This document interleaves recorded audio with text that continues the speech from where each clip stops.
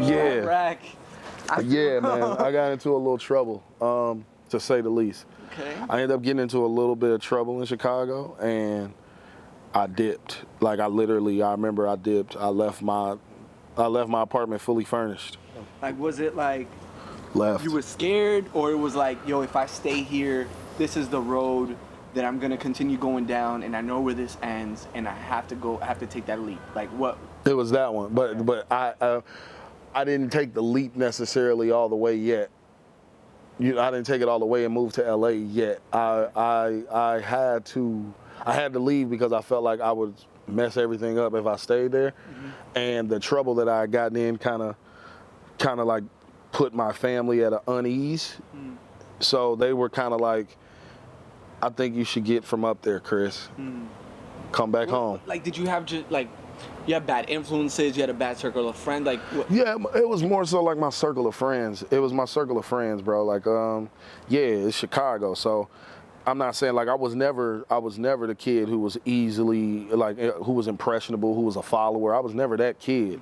But my circle of friends kind of brought a side out of me that was there, but it was suppressed, and I didn't really need it to be there, and they brought it out more than needed to be, or at all, if you will. So yeah, it was just I needed a completely different change of scenery, and I had to learn like what was important and what wasn't, and what was just not gonna be, it wouldn't last, Like my mom always said, fast, fragile, slow, solid, So if anything you get fast is fragile. It's like that shit can go at any moment. You can break it, you can lose it. It's just very fragile. But the slower it takes, the longer it takes, that's when it's gonna stay forever. It's solid then. It's solid. If it takes you a long time to get it, that's the shit that lasts forever, But that quick shit, and that's what I was worried about, the quick instant gratification. I feel like that's what's wrong with a lot of black people. We're too worried about instant gratification. We're not thinking about next month. If somebody says, I'll have 10,000 for you in 32 days, we'll turn that down for somebody to give us 150 right now. Yeah. Stupid. Yeah. Stupid. But that's like how we're wired. Instant gratification. I need to do something now, and you give me something now. Now. Like, nah. And I had to let go of that mentality, and just like those things that came with it. And I remember I just literally left. I grabbed everything that was important, all the papers that had my names on it, grabbed laptop, Xbox, couple TVs. Of course, that's important. Many clothes as I could, and just left the entire house fully furnished, bro. Wow. And went back to Georgia for a couple years. Then I moved back to Chicago. After I went to Georgia, like I've been Georgia, Chicago. Georgia, Chicago. I would go back and forth. Georgia, Chicago. So I left Chicago then, moved back to Georgia, only stayed for a little while. Then I moved back to Chicago, stayed there for a few years, and then that's when I moved to LA, and I've been here for 4 years. Okay. So what age were you when you decided to move to LA? What was I, 26, 27? Yeah, I was about 26, 27 when I decided to move to LA, because I just turned 31, and it'll be 4 years for me out here July 21st. Okay, so about 27 years old. Yeah, about 27. And did you have like friends, like somebody said like, yo, you could be my roommate, like? Yeah, kind of. Yeah, I definitely had that. One of the guys who I was actually in hardball with, shout out to Michael Perkins, I called him. I originally was just supposed to come out here for pilot season. I told myself, I was like, yo, I just want to go to LA for a pilot season. I need to be out there for a pilot season. Maybe I could book a series regular. Let me go out there. And I asked my friend Mike, I was like, yo, I'm thinking about coming to LA. I was prepared to try to get a hotel room for like whatever. And he tells me, he was like, yo, well, you know, I live with Gary, and Gary is a friend that I actually introduced him to when I was living in LA for that 10-month stint. He had visited LA when I was out here during that 10-month stint, and I introduced him to a guy named Gary. Then fast forward years later, now him and Gary now live together in LA while I'm in Chicago. And I'm like, oh, you do? You live with Gary? And he's like, yeah, man. So if you want to stay here with us, you can stay here with us, man, and just, it's cool. I was like, all right, cool. So I get here. And it wasn't even you could sleep on the couch, because there was already a guy on the couch. Explain to people, because I don't think, all right, if you've never been to LA, or you've never looked into moving into LA, LA is a very expensive city. Man. Yeah, bro. There's usually, they say you need to have at least 2 to 3 roommates to be comfortable in LA. like that's what they say. So in that situation, we lived in the valley up in Reseda, and I moved in, and it was a 2-bedroom. So he had a room, Mike and Gary both had a room, and then my boy, he was on the couch. Okay. So I didn't even have the couch. I literally slept on the floor in my homie Mike's room on a beanbag for like 4 to 6 months. I slept on the floor in his room in a beanbag when I first moved out here, and I woke up every morning between like 7 and 9 a.m. and rode the orange line from Reseda to the red line and got off on Hollywood and Highland and stood on Hollywood and Highland every day selling hoverboards. Hoverboards. When hoverboards like were first popping. Yo. And people were still paying $400 or $500 for them. I was standing on Hollywood and Highland selling hoverboards. I legit take like, I live on Hollywood and Highland. Yeah. I live there now, and it's I walk by there when I take like the red line to come downtown because traffic out here is crazy as well. Yeah. And I just see these people, man, and you gotta respect the hustle. Yeah, dog. Gotta respect the hustle out there. Got to, man. There's a lot of people out there hustling, man, and I had to be one of them. Though. I get it. I definitely respect that. That it's a different mindset. And I remember one of the guys who was in the house with me, he had worked for Apple, and Apple like apparently really cares about their employees. They gave him a card with money loaded on it every month to be able to take public transportation if he didn't have a car. So he actually had a car, so he would give me the card and let me hold the card that had money on it. It was like a real debit card, but it was for them to get on the bus, you know, and the train. So he gave it to me, and it'd be like $170 on it or $150 on it every month, and I'm like, oh.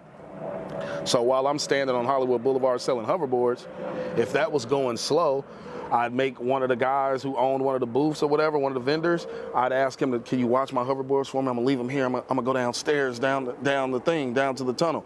And I'd stand there in front of the Hollywood and Highland train station when people are like, you know, where you buy the tickets. Yep.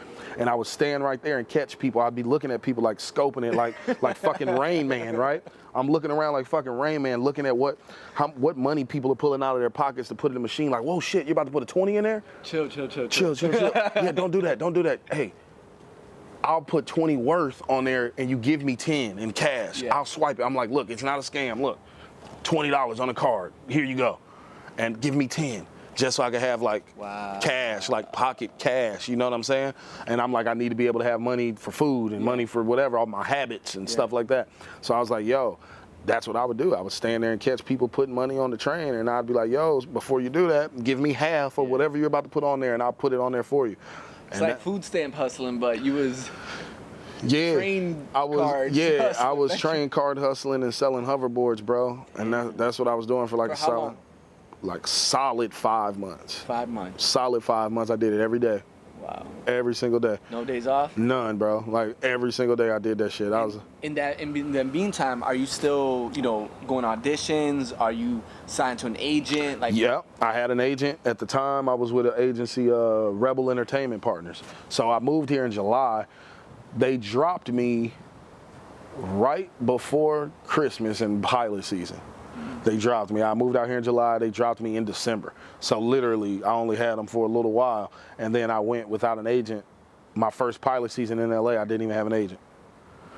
Then I had no agent, and I had been here. So from July going up till December, I had an agent. I went on a couple auditions. And then from December, January, February, I had no agent. I didn't get a new agent until March. And I got lucky because my agency in Chicago, Stewart Talent, they had called me and they were like, yeah, Kris, we heard about, your LA agent letting you go. Sorry to hear that, man. You're great.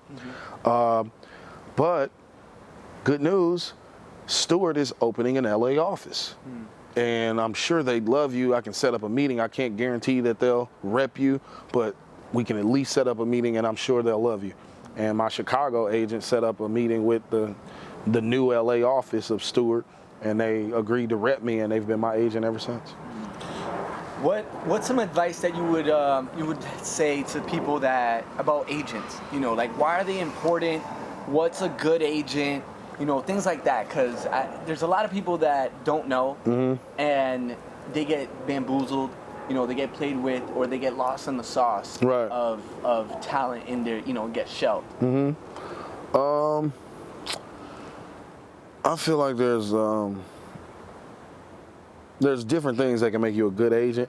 I don't really care about the name or how big the agency is. And I was always fearful of going to like a super big agency. Like that always scared me. Like a lot of people, to them, it made them feel good if a big agency would want to rep them. But to me, it always scared me because I've been doing it so long to the point where I'm going on 21 years in the business. And I kind of know things like it's not necessarily all it's cracked up to be. It's like, okay, you will get put on the shelf if you're not a big enough name and you try to go to WME, CAA, UTA, Paradigm, and you try to go to these places and like, yeah, it's cool. It sounds good in conversation when you tell it to people. When you write it down on a paper, it looks great.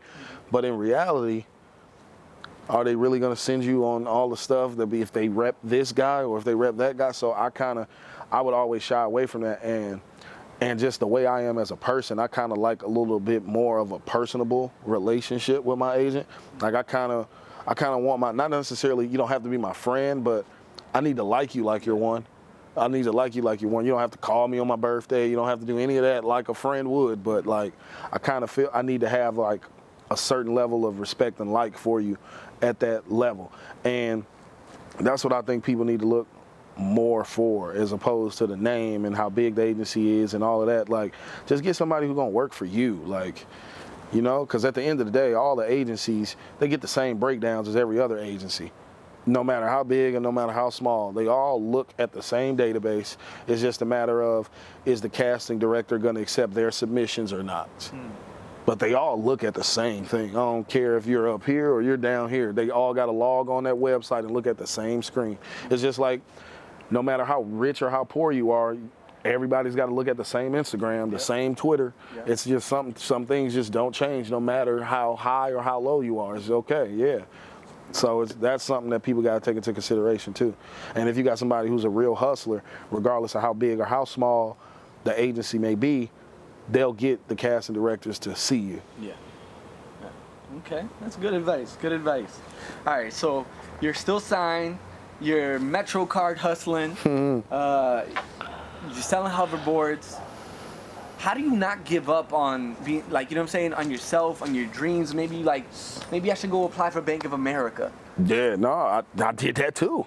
I never gave up though, bro. Like it was just one of those things for me, like tunnel vision. And I told myself, like, I feel like those 3.5, 4 hours on that flight from Chicago to LA, I convinced myself or told myself that, okay, maybe I'm a bit delusional.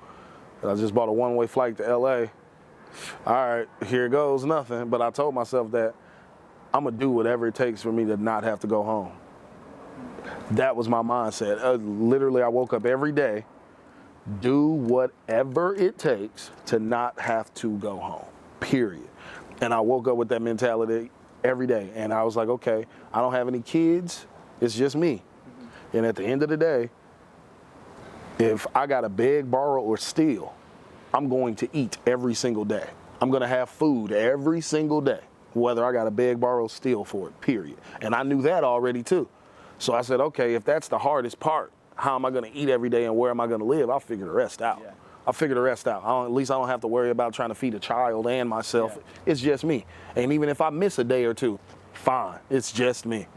I don't have nobody to impress. I don't have a kid to take care of. It's just me. And I had that mentality, and I just told myself whatever it takes to not have to go home, bro. And I did the odd jobs. When I first moved here, I was working at 24 Hour Fitness in Woodland Hills. I worked there for a few months. And I worked at, before I booked Ballers, I was working at a hotel by LAX. I want to say it was was it the Residence Inn, or I forget if it was the Residence Inn or the Marriott. But it was at a hotel right by LAX.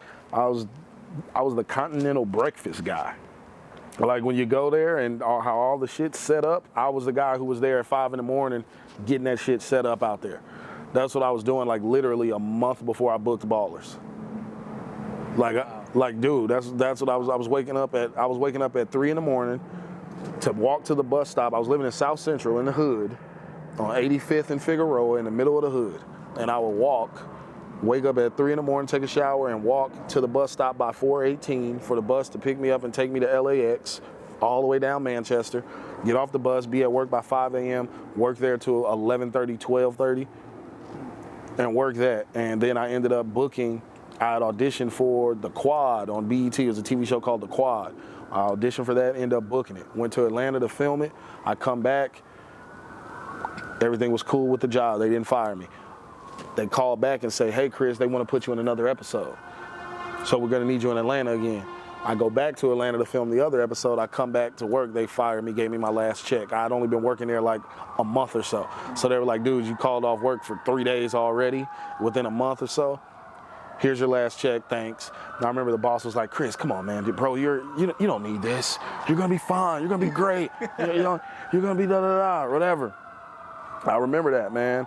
And then literally a month later, I booked Ballers after they fired me. And I haven't worked a regular job since, and that was like 3 years ago. 3 years ago. Almost 3 years ago, yeah. Like legit. I still remember the house I was living in before I had a job, before Ballers, before everything. The guys I moved out here with, I remember they were trying to, like, we had like a house meeting, and they were advocating for me to get kicked out of the house because I owed like maybe $200-300 on rent, and I wasn't working. I was just like living off my royalty checks from like all the shows and stuff that I had done in the past. I was just living off that and just like any fly-by-night hustling stuff I could come up with. And I was like, look, bro, I don't have it. I'm the type of dude, if I tell you I'm gonna pay you on Friday, I'm gonna pay you on Friday. So I don't wanna tell you that I'm gonna pay you on Friday and I don't know if I can pay you on Friday. So I'm just gonna say, I don't have it, bro. I'm sorry. If y'all could cover this $300 for the rent, cool. But if not, whatever. But I'm not going nowhere. And I remember sitting there in their face. I'm like, bro, I'm not leaving. Literally, we can all fight right now. All three of you against me. That's fine. Let's do it.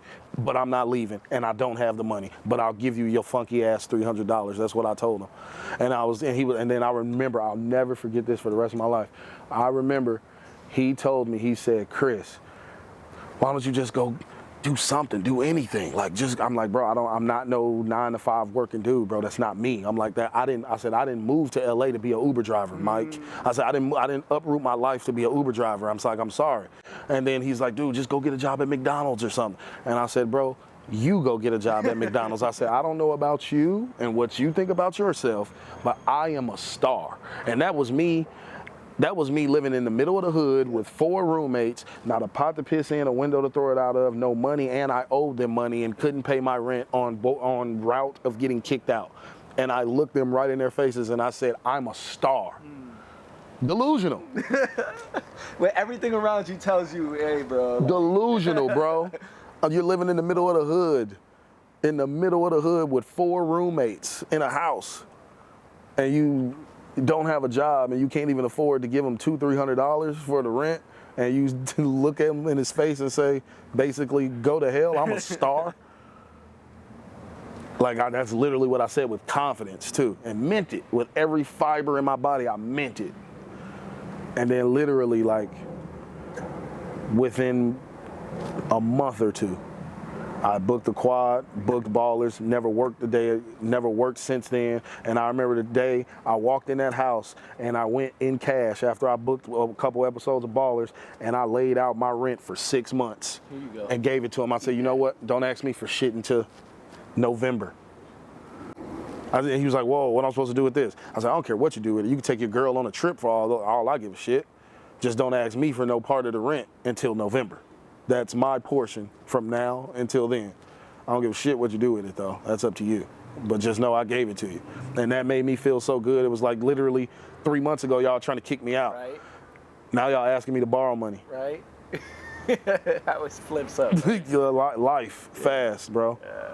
Wow. A lot of people think that you come to LA and, like, it's just gonna happen. You know what I'm saying? Like, if you're a star, Like this you is say the you place are. Yeah. where they recognize stars. Like, if you a star, then, like, I'm gonna be walking somewhere and an agent go walk by me and be like, hey, man, are you signed? I'd love to represent you. You know what I'm saying? Yeah, Like, no, it don't work like that. talk to me about perseverance, bro, because I know we had a conversation about going to castings and knowing that you're you not wasn't gonna gonna get the you wasn't getting the part, but you still gave it 110%. Like, talk to me about that perseverance through rejection. Yeah, man. I think I said it one time on another interview. You can't let you can't let the no's dictate your performance. When you go to these auditions, just because people have told you no, people continue to tell